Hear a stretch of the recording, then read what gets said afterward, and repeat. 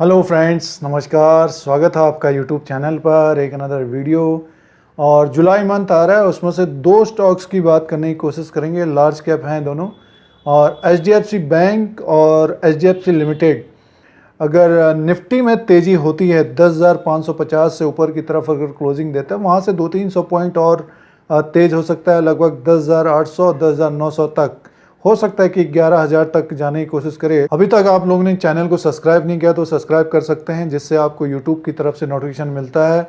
India का जो share market है, स्टॉक मार्केट है, उसका अपडेट एनालिसिस सारा कुछ लेटेस्ट देने की कोशिश करते हैं। बट ये है कि डिप भी आ सकता है, क्योंकि लगभग 10,000 का अच्छा खासा सपोर्ट है और 9,800 का एक बहुत अच्छा सपोर्ट बना हुआ है।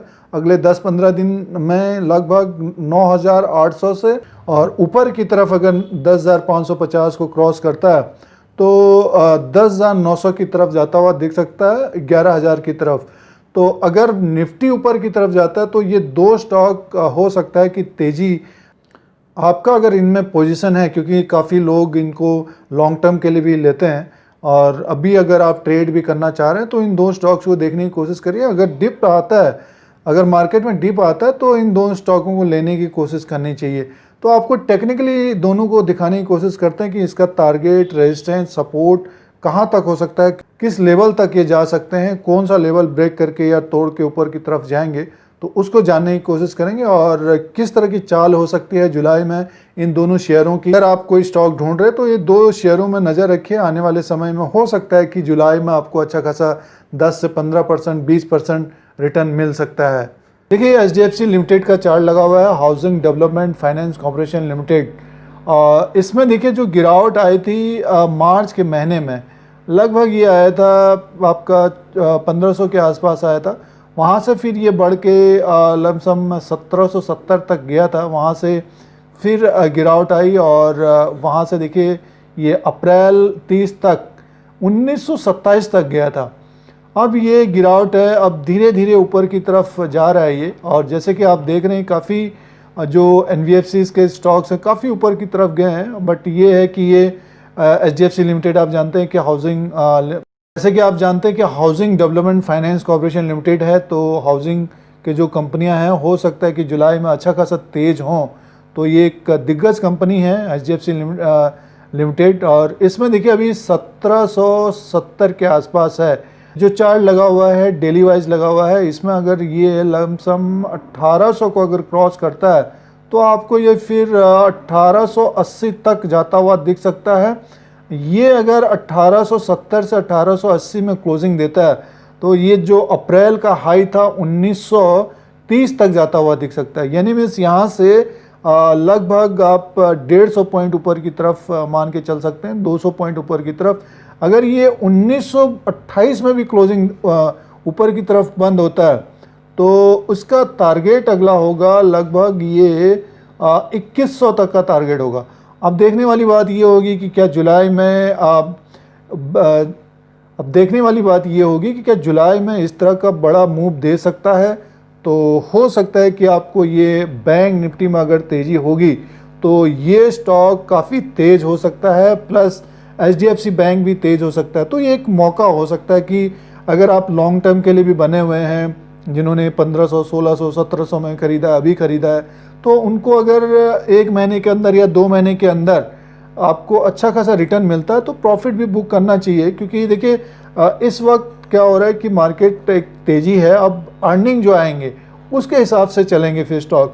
तो जब तक इसका Q1 का रिजल्ट नहीं आएगा तब तक ये स्टॉक हो सकता है कि ये आपको ऊपर की तरफ जाता हुआ दिखे। क्योंकि अगर मार्केट बढ़ेगी तो ये दिग्गज स्टॉक बढ़ता हुआ दिख सकता है। आपको 4-5% इस तरह का तेज़ी आएगी। और क्योंकि जो इन्वेस्टमेंट आएगा एफआईज की तरफ से या डोमेस्टिक की तरफ से, इस तरह के इन्वेस्टमेंट आ सकता है। तो इसका मेन रीज़न ये था कि पिछले कुछ समय से ये लगभग इसी के रेंज में ये घूम रहा था। ये देखिए ये है 1700 और ऊपर की तरफ 1800 के आसपास, 1876, यानी 1700 और 1800 के बीच ये इसने यहाँ पे कुछ सेटल हुआ है और कुछ टाइम बिताया है यहाँ पे। तो हो सकता है कि आपको ये एक जो ऊपर का लेवल है जो अप्रैल में इसने तेज़ी की थी 1930 तक, ये डेफिनेटली आपको जुलाई के मंथ में दिखा सकता है। ऊपर की तरफ अगर मार्केट में कोई बैड न्यूज़ नहीं आती है, निफ्टी अगर कोई बहुत नीचे की तरफ नहीं आएगा, तो ये लमसम 1930 तक जाना चाहिए। उसके मार्च का कैंडल लगा हुआ है, अगर देखिए 2200 से लगातार इसमें गिरावट आई 1500 तक, फिर इसमें तेज़ी रही अप्रैल के मंथ में, फिर ऊपर के लेवल से गिरावट आ रही थी मई में, तो फिर ये एक कैंडल बना हुआ है जून में।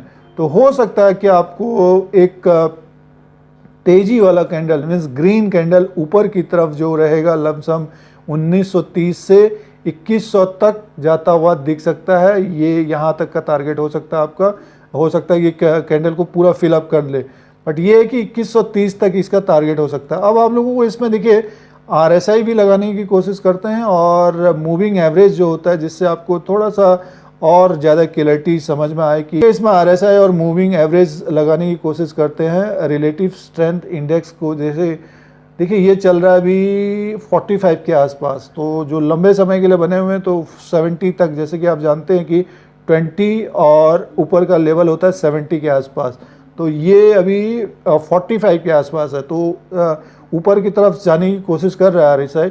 अब देखिए इसमें देखिए एवरेज में देखिए 1910 और ऊपर का ये जो बता रहा है 1910 और 1930, तो 1900 के ऊपर अगर क्लोजिंग देता, 1930 के ऊपर क्लोजिंग देता, आपको ये 2030 तक जाता हुआ दिख सकता है। अगर और तेजी होती तो 2150, तो एक अच्छी चाल ये दे सकता है जुलाई के मंथ में। अगर गिरावट होती है तो देखिए इसको 1700 का एक अच्छा खासा सपोर्ट है, 1700 में अगर आप देखेंगे तो इसको अच्छा खासा सपोर्ट है। अगर इसके आसपास कोई भी गिरावट होती है, मिलता है, इसको डेफिनेटली अपने हिसाब से, अपने रिस्क के हिसाब से बाय करने की कोशिश करनी चाहिए HDFC लिमिटेड को। आप लोगों के लेवल से लोअर लेवल पे अगर 1700 या 1600 के बीच मिलता है, इसको बाय करना चाहिए।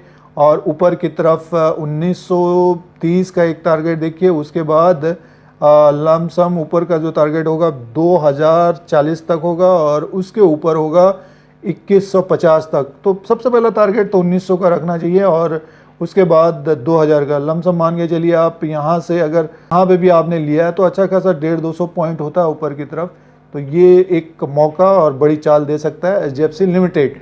अब आप लोगों को इसका जो HDFC बैंक है उसका भी दिखाने की कोशिश करते हैं। देखिए इसमें RSI और मूविंग एवरेज को भी लगाने की कोशिश है। इसमें देखिए जो ऊपर का जो हडल बना हुआ है इसका 1060 के आसपास बना हुआ है। तो इससे पहले भी HDFC लिमिटेड को बताने की कोशिश थी, जब ये 950-900 के आसपास चल रहा था, तो लगभग 1060 और 1100 तक ये जा सकता है। फिलहाल ये 1062 के आसपास तो आ गया है। तो नेक्स्ट जो टारगेट दिख रहा है इसका 1170 के आसपास दिख रहा है। अगर ये इसके ऊपर क्लोजिंग देता है, 1070 के ऊपर क्लोजिंग देता है ये, तो ऊपर का जो लेवल है इसका 1170 के आसपास है। तो यहाँ से लगभग 100 पॉइंट, लगभग मान के चलिए 10-12% ऊपर की तरफ दिख रहा है, ये 10-15% ऊपर की तरफ दिख रहा है। और RSI देखिए 51 के आसपास है। ये मंथली कैंडल है, आप देख रहे हैं ये मार्च का कैंडल बना हुआ है और इसमें गिरावट थी लगभग 758 के आसपास। तो यहाँ से अगर ये यहाँ से भी 1070 के ऊपर अगर क्लोजिंग देता है, ये क्लोजिंग होती है इसकी, तो इसका अच्छा खासा टारगेट ऊपर की तरफ जाता हुआ दिख रहा है ये 1170 के बीच। फिलहाल इसको हडल मिलेगा एक 1120 के आसपास। उसके बाद अगर ये 1130 के ऊपर अगर क्लोजिंग देता है तो आपको मान के चलिए 1170 का इसका टारगेट है। ये है कि मार्केट में गिरावट होती है तो जितना लोअर लेवल पे लें वो बेटर देन होता है। फिलहाल ये अगर आप कुछ ट्रेड के स्टॉक ढूंढ रहे हैं तो इनको देख सकते हैं, दोनों को दिग्गजों को आने वाले समय में अच्छा खासा रिटर्न दे सकते हैं। जो लंबे समय के लिए लेना चाहते हैं, करेक्शन होता है तो कुछ अपने परसेंटेज के हिसाब से इन दोनों शेयरों को देखने की कोशिश करनी चाहिए। एक साथ अमाउंट लगाने की कोशिश न करें, क्योंकि अभी मार्केट देखिए अर्निंग जिस तरह से होगी उसी तरह से शेयरों का कारोबार होगा। फिलहाल अब Q1 में तो दिक्कत रहेगी, तो उसके हिसाब से मार्केट में करेक्शन होगा आने वाले समय में। और RSI 49 के आसपास है ये, तो ये दो शेयरों में नज़र रखें, मौका हो सकता है अच्छा खासा रिटर्न 10 से 15% मिल सकता है। दोनों में अच्छी चाल हो सकती है। ये है कि दोनों स्टॉक 1000 के ऊपर के हैं और कुछ स्टॉक निकालने की कोशिश करते हैं, जो इसी तरह से स्टॉक्स को इसी तरह से नज़र रखने की कोशिश करनी चाहिए। फिलहाल करेक्शन में अगर मिले ये दोनों स्टॉक तो तब भी बाई करने की कोशिश। यहाँ पे अगर बाई किया तो आपको अच्छा खासा रिटर्न मिल सकता है। जुलाई में अच्छा खासा रिटर्न दे सकते हैं 10 से 15% जो इनमें ट्रेड करना चाहते हैं। तो ये टेक्निकली व्यू था और इसका व्यू था लेवल, सपोर्ट, टारगेट्स बताने की कोशिश थी। आप इन दो शेयरों को देख सकते हैं। आप लोगों को इसी तरह से इंडिया का जो शेयर मार्केट है, स्टॉक मार्केट है, उसका अपडेट, एनालिसिस सारा कुछ लेटेस्ट देने की कोशिश करते हैं। अगर आपको ये YouTube channel India Dheeraj Singh देखना है, सब्सक्राइब और बेल आइकन को प्रेस करिए। फिर कोई नया वीडियो लेके आएंगे। आज के लिए इतना ही, धन्यवाद।